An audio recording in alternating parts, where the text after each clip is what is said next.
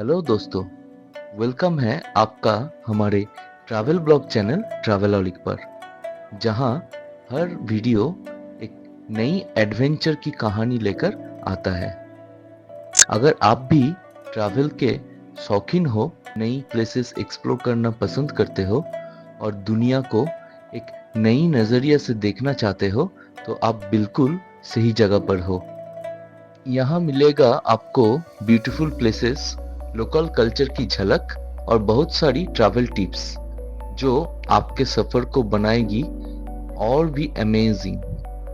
तो रेडी हो जाइए हमारे साथ निकलने एक नई सफर पर, जहां हर मोड़ पर एक नया सरप्राइज होगा। आज हम आए हैं एक ऐसी शहर में जो कल्चर, हिस्ट्री और रॉयल्टी का परफेक्ट ब्लेंड है, Mysore, the royal gem of Karnataka.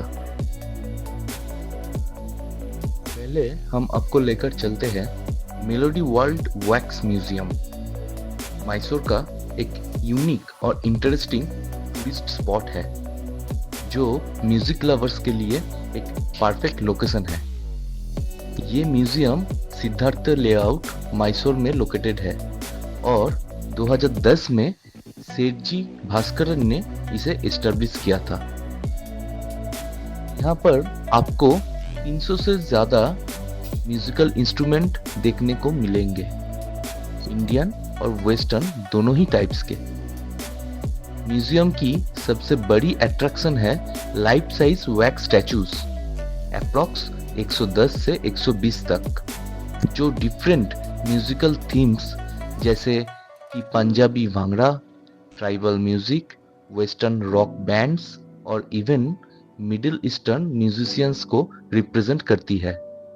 यहाँ पर और एक स्पेशल स्टैचू है जो कि मैसूर के महाराजा नलवदी कृष्णराजा वादियर की है, जो हिस्ट्री और कल्चर दोनों का एक अच्छा ब्लेंड दिखाता है।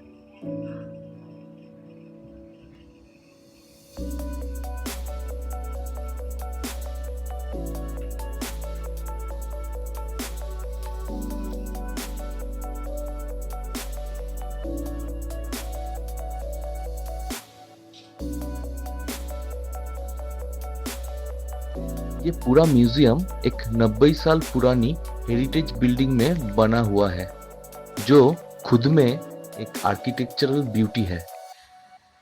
म्यूजियम हर दिन ओपन रहता है from 9:30 AM to 7:30 PM। Entry fee सिर्फ 30 रुपीज पर पर्सन। अगर आपको मोबाइल या कैमरा यूज करना है तो 10 रुपीज एक्स्ट्रा लगता है। विजिटर्स नॉर्मली 30 से 45 मिनट तक इस म्यूजियम को एक्सप्लोर करते हैं। यहाँ guided tours, wheelchair access, parking और सोविनियर शॉप जैसे फैसिलिटीज भी अवेलेबल है, लेकिन कोई कैफे या लॉकर सिस्टम नहीं है।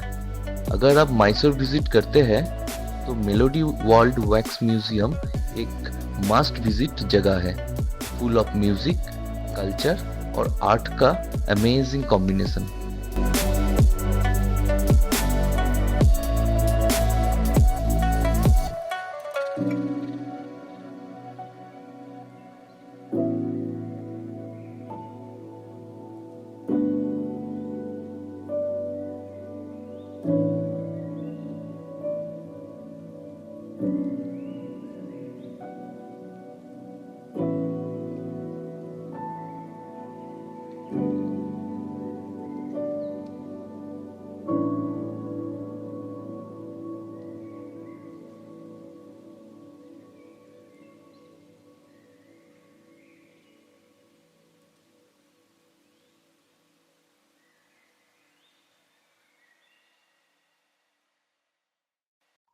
इसके बाद हम आपको लेकर चलते हैं चामुंडी हिल।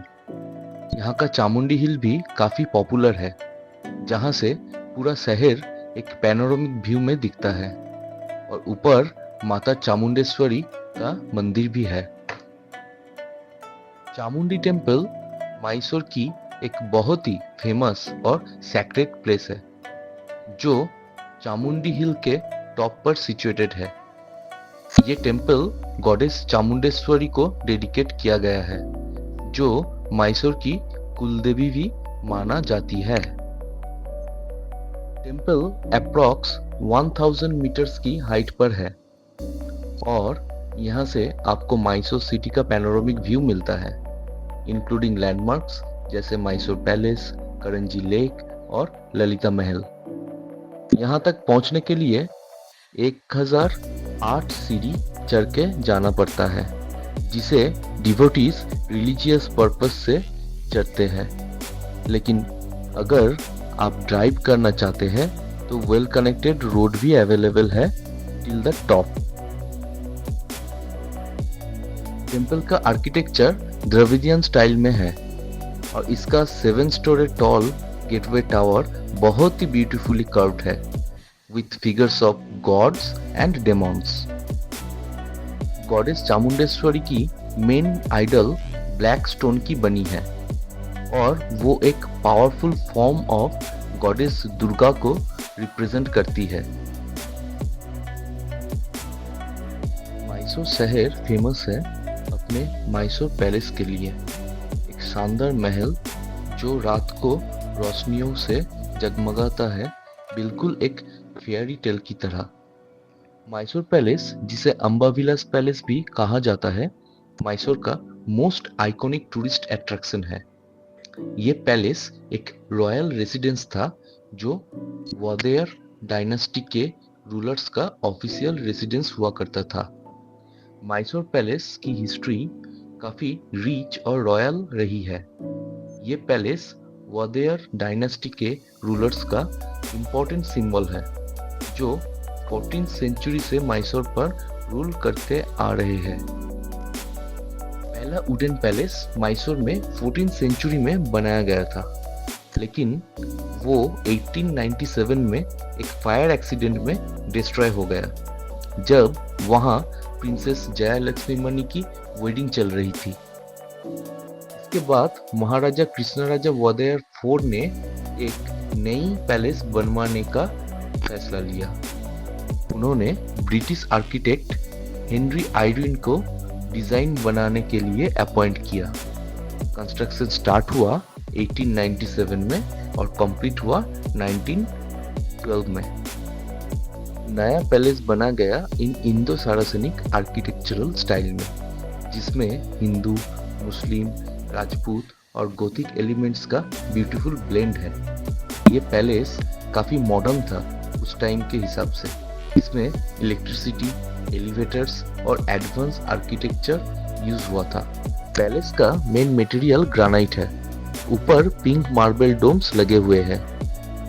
बाहर से जितना मैजेस्टिक दिखाई देता है, अंदर से भी उतना ही लेविश है, with ornate ceilings, stained glass और इंट्रिकेट कार्विंग्स।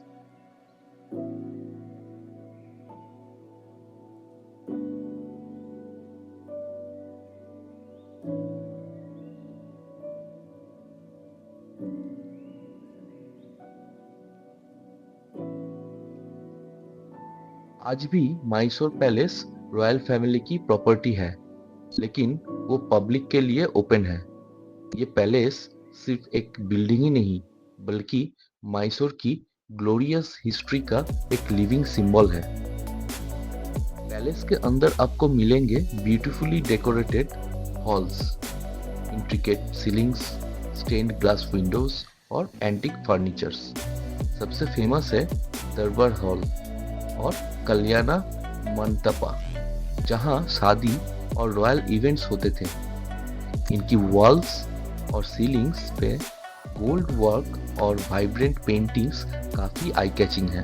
पैलेस के बाहर एक ह्यूज गार्डन भी है और अंदर आपको रॉयल कॉस्ट्यूम्स, वेपन्स, आर्टिफैक्ट्स और विंटेज फोटोग्राफ्स का कलेक्शन भी देखने को मिलेंगे। मैसूर पैलेस विजिट के लिए ओपन है daily from 10 AM to 5:30 PM. Light and sound show from 7 PM onwards except Sunday. Entry fee for adults 100 rupees, for children 50 rupees and for foreign tourists 200 rupees. Cameras allowed inside only with extra charges. Special attraction है Sunday और festival nights का palace illumination, जब पूरा palace 1 lakh से ज्यादा bulb से जगमगा उठता है। एक ट्रूली मैजिकल एक्सपीरियंस। अगर आप मैसूर जा रहे हो तो मैसूर पैलेस डेफिनेटली एक मस्ट विजिट स्पॉट है, जहां हिस्ट्री, आर्किटेक्चर और रॉयल कल्चर का परफेक्ट ब्लेंड मिलता है।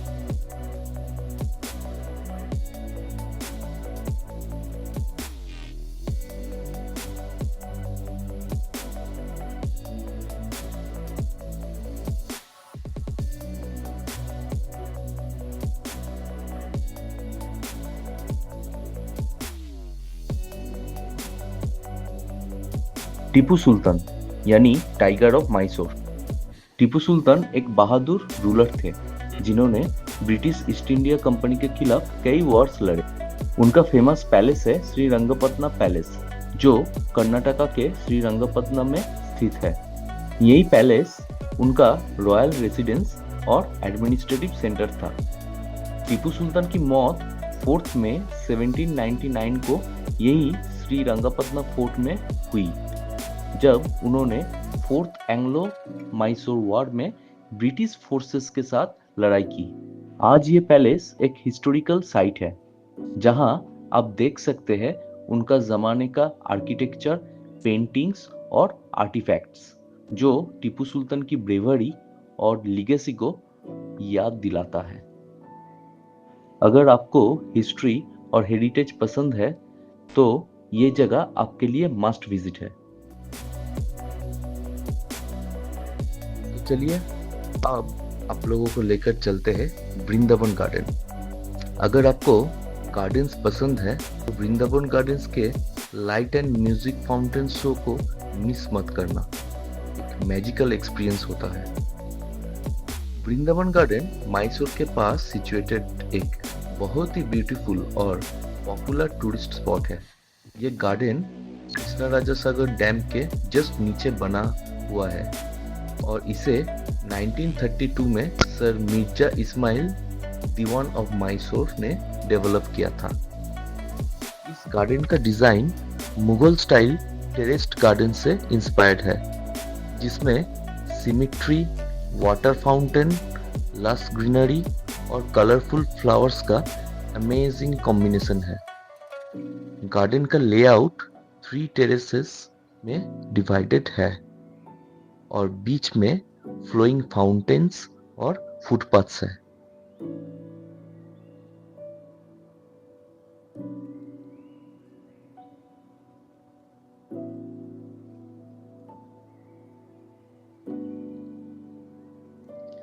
Entry fee for adults 15 rupees, for children 5 rupees and for musical fountains of 40 rupees. Best time to visit Vrindavan garden है इवनिंग के बाद, जब पूरा गार्डन लाइट से जगमगा उठता है और फाउंटेन्स म्यूजिक पे डांस करते हैं। एक perfect spot for families, couples and for photography lovers.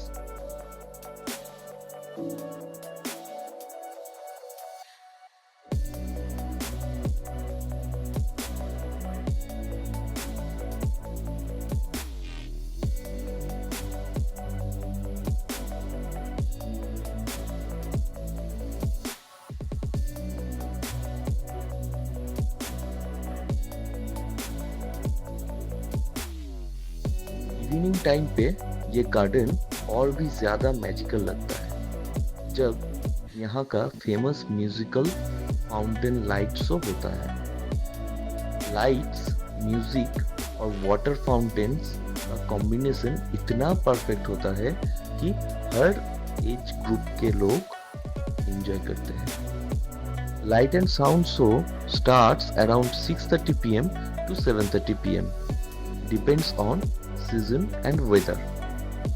Show duration होता है अप्रोक्सीमेट 30 मिनट्स।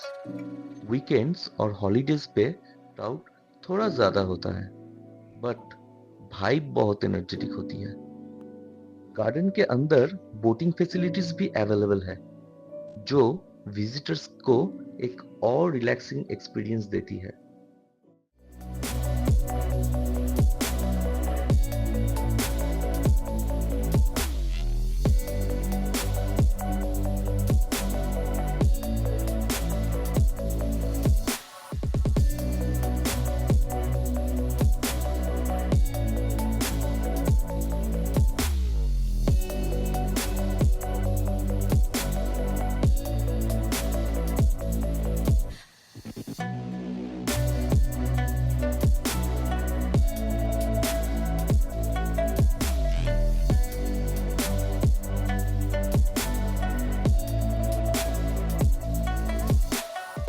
अगर आप मैसूर ट्रिप प्लान कर रहे हो तो वृंदावन गार्डन और उसका लाइट एंड साउंड शो जरूर इंक्लूड कीजिए।